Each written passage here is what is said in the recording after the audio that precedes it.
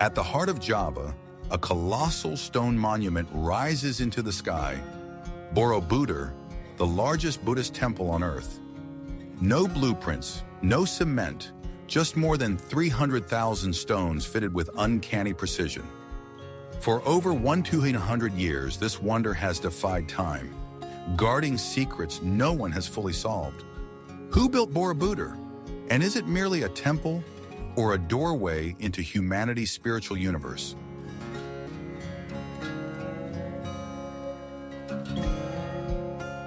Have you ever wondered how people, centuries ago, could create something so massive and exquisitely detailed? Borobudur sits in the southeast of Java, where about 95% of the population today is Muslim. From the city of Yogyakarta, the site lies roughly 41 kilometers to the northwest.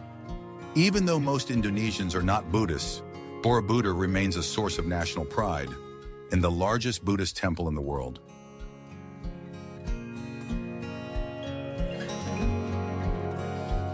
The name Borobudur comes from ancient Sanskrit, meaning the Buddhist stupa on the high hill. True to its name, the temple sits atop a hill in the middle of a fertile plain, backed by the deep green Manori Mountains, a landscape that makes it stand out even more majestically.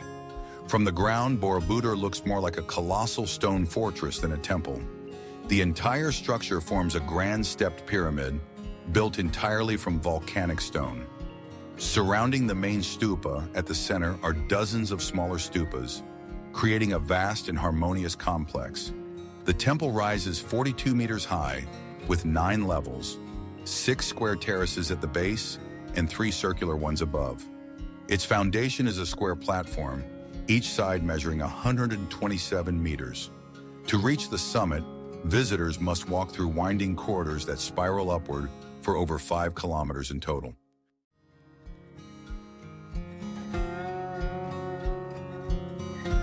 It's estimated that over 55,000 cubic meters of stone were quarried from nearby mountains, cut, marked, and transported to central Java to build this astonishing monument. What's truly miraculous is that no cement, mortar, or binding material was ever used. Each block was fitted perfectly using interlocking joints, grooves, and stone pegs, much like a giant set of Lego pieces assembled with absolute precision. Despite standing for more than a millennium, the structure remains firm and perfectly aligned. Hard to believe, isn't it?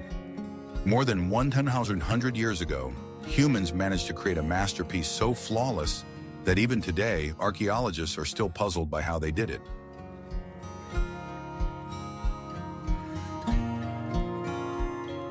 Few people know that Borobudur is not only remarkable for its massive scale, but also for its ingenious drainage system, designed more than 1,000 years ago. To prevent rainwater from collecting on its terraces, about 100 stone spouts were placed at the corners, each carved in the form of a lion, dragon, or makara, a mythical sea creature from Indian lore, half dragon and half fish. Beyond their engineering function, these spouts are true works of art, sculpted with astonishing precision and detail. As you walk along the temple's terraces, you'll encounter thousands of bas-reliefs, stone stories depicting the life of Siddhartha Gautama, the Bodhisattvas, and profound Buddhist teachings about heaven, hell, and the endless cycle of rebirth. Each carving captures a fragment of existence, from the struggles of worldly life to the moment a soul attains ultimate enlightenment.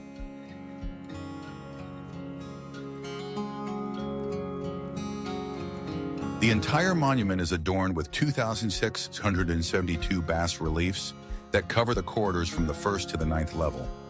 Researchers believe this is the largest and most complete collection of Buddhist reliefs in the world, a masterpiece that stands out both artistically and spiritually.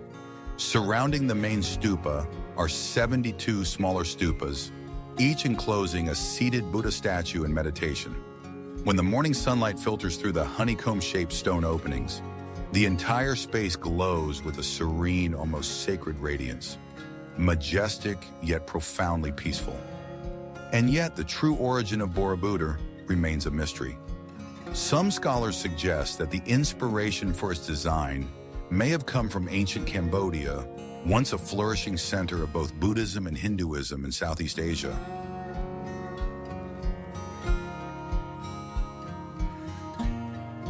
In the early 8th century, the Sailendra dynasty, followers of Hinduism who worshiped the god Shiva, ruled over central Java. According to legend, a Cambodian prince once lived in Java before returning home in the year 802 CE, where he ascended the throne as Jayavarman II, the founder of the Khmer Empire. Some scholars believe he may have brought the early architectural ideas of Borobudur back to Cambodia, since a small brick temple with a remarkably similar design was later discovered there. Borobudur is thought to have been completed around 850 CE, but only a few decades later, Arab traders introduced Islam to the Indonesian archipelago. Within about 2 centuries, most of the population had converted to Islam, and Buddhism gradually faded into the past. Borobudur, the Buddhist jewel in the heart of an Islamic world, then slipped into centuries of silence and oblivion.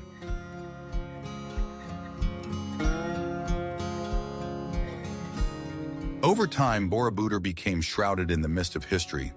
Local people spoke of it only through ancient oral traditions, and the name Borobudur appeared just once in the Nagara Kertagama, a manuscript written in 1365 CE. The text describes a sacred Buddhist temple called Budur, believed to be an important pilgrimage site during the Majapahit kingdom.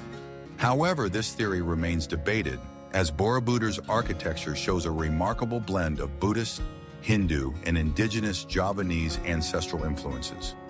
A closer look reveals traces of Gupta art from ancient India in the temple's reliefs and Buddha statues.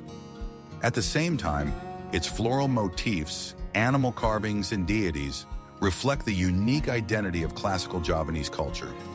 Borobudur, therefore, stands as a magnificent fusion between East and South Asia, between Buddhist philosophy and the native soul of Indonesia.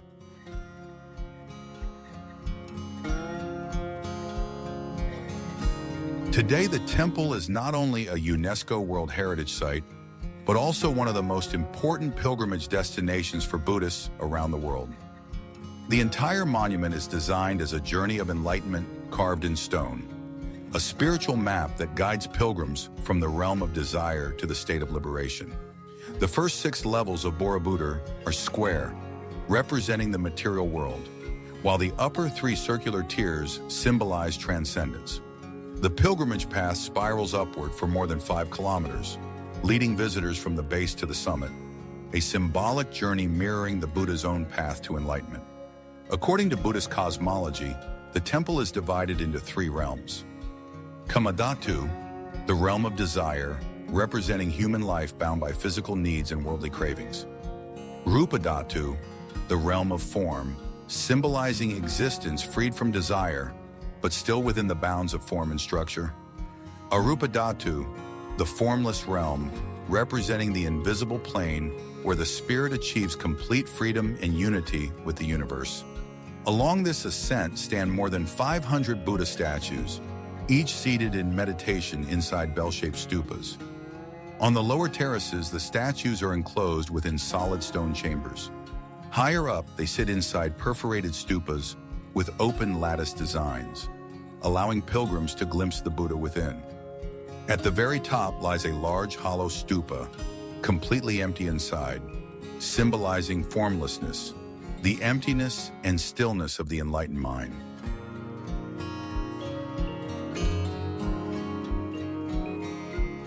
Borobudur is more than just architecture. It is a spiritual journey carved in stone, where every step and every relief brings humanity closer to inner clarity and enlightenment. According to historical records, Borobudur was built under the Sailendra dynasty, a Buddhist kingdom that flourished in the 8th and 9th centuries on the island of Java. It was a golden age of Buddhism in Indonesia, when the Sailendra kings commissioned grand monuments to honor the Buddha in the spirit of enlightenment. However, when the dynasty eventually fell, Borobudur was gradually abandoned. For nearly 1,000 years, the magnificent temple lay forgotten, buried under volcanic ash from Mount Merapi, wrapped in the roots of tropical forests, and slowly consumed by time itself.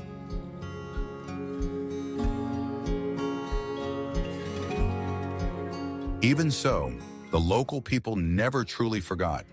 They passed down mystical tales of the Buddha's mountain, a sacred place where the souls of pilgrims could find serenity deep within the forest. Over generations, Borobudur lived on as a legend whispered through time. It wasn't until 1814 that the temple was finally awakened from its thousand-year slumber. At that time, Thomas Stamford Raffles, a British official serving the Dutch East India Company, heard rumors of a hill filled with carved statues hidden in the Javanese jungle. He sent an officer named H.C. Cornelius, along with hundreds of local workers, to clear the thick vegetation. After weeks of painstaking effort, they uncovered it, Borobudur, the forgotten wonder.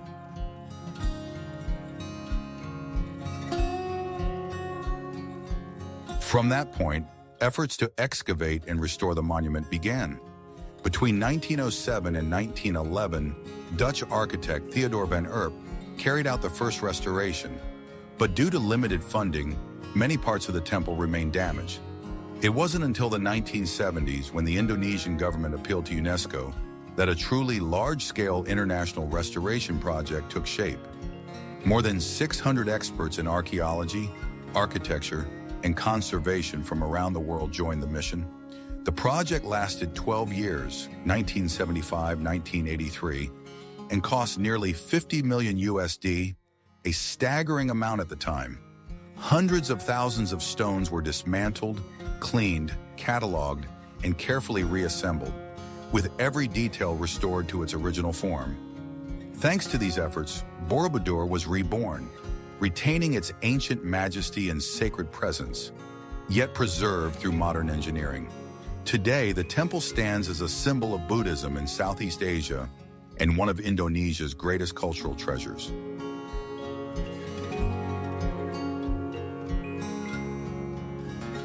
During the restoration, researchers discovered that Borobudur does not stand alone. Along with two other Buddhist temples, Pawon and Mendut, the three monuments align perfectly on a straight axis spanning about 3.5 kilometers. This alignment is likely more than mere coincidence. It reflects a spiritual philosophy representing the path to enlightenment.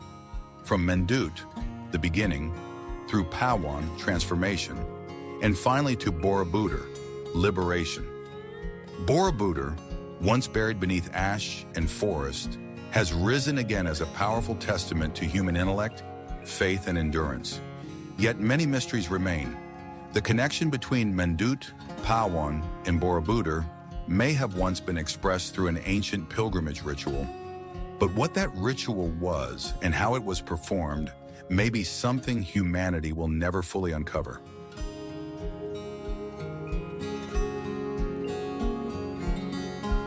Some archaeologists have proposed that Borobudur was once surrounded by a vast lake.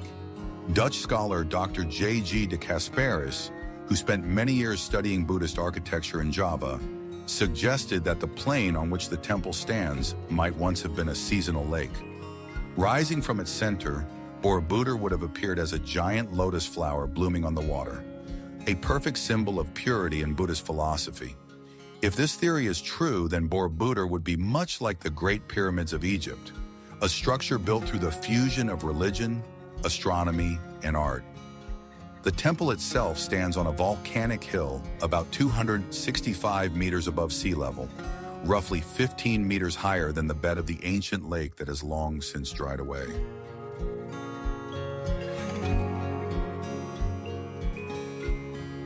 Archaeological records and evidence suggest that when it was first completed, Borobudur was far more vibrant than the solemn monument we see today. Scientists have discovered traces of red, green, blue, black, and even gold pigments, indicating that the entire structure was once covered in white plaster and painted in bright colors. Imagine it, a massive lotus radiating under the sunlight, a spiritual beacon of Buddhism across Southeast Asia. Yet the history of Borobudur still holds gaps that can never be fully filled. Though it has appeared in ancient maps and paintings, and despite centuries of study, the monument continues to preserve its mystery and timeless perfection. Perhaps it is this very mystery that makes Borobudur so captivating, A reminder that no matter how far science advances, there will always be things that only faith, art, and the human spirit can create.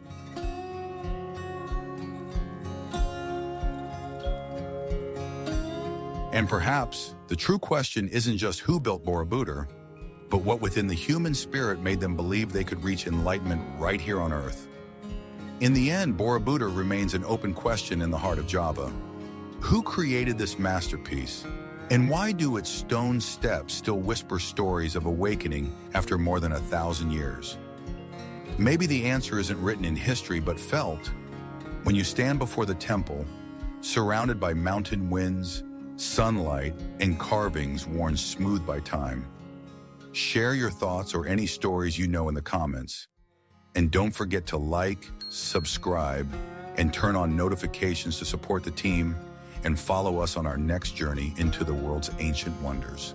Borobudur, the timeless wonder of Java, where time stands still and humanity quietly returns to its inner light.